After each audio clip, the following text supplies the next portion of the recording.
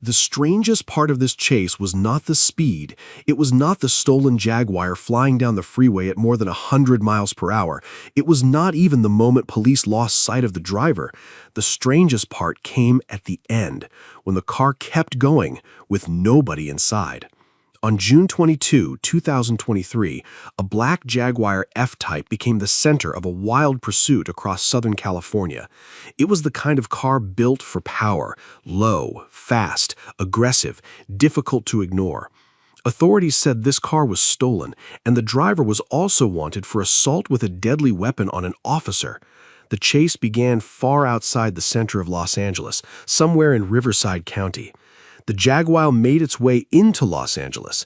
At around 8:15 p.m., the Jaguar was on the 10 freeway, heading toward Boyle Heights. The Jaguar reached as high as 130 miles per hour. The lanes were mostly open, but that did not make it safe. One wrong move at that speed could turn a freeway into a disaster scene in seconds. The driver kept pushing.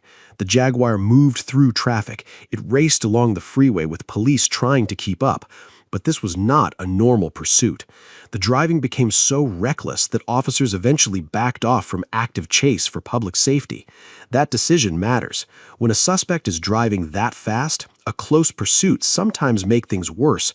More speed, more panic, more risk to innocent drivers. So officers pulled back while the helicopter watched from above. But the driver did not slow down. The Jaguar kept moving. The chase shifted into downtown Los Angeles. The driver exited from the northbound 101 freeway at Spring Street and slipped from freeway lanes into the city. For a moment, it looked like the pursuit might end on the surface streets, but then the suspect got back on the freeway.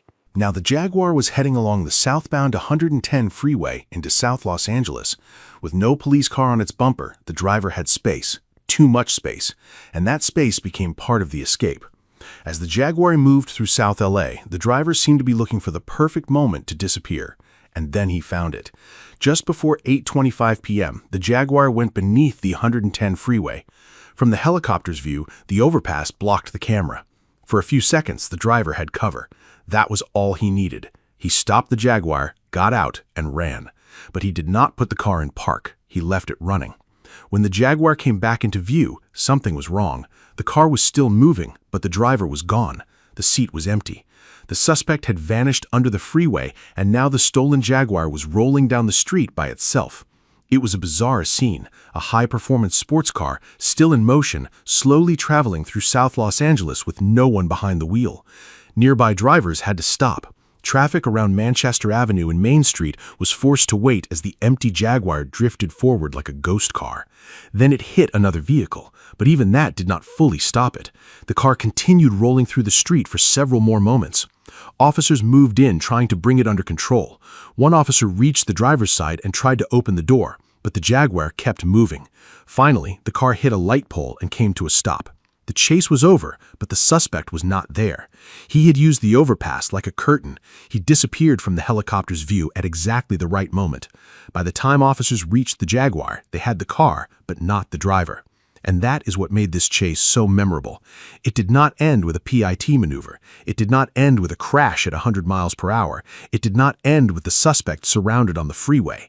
It ended with an empty Jaguar rolling down a South Los Angeles street. Everyone realized the same thing at the same time. The driver was already gone.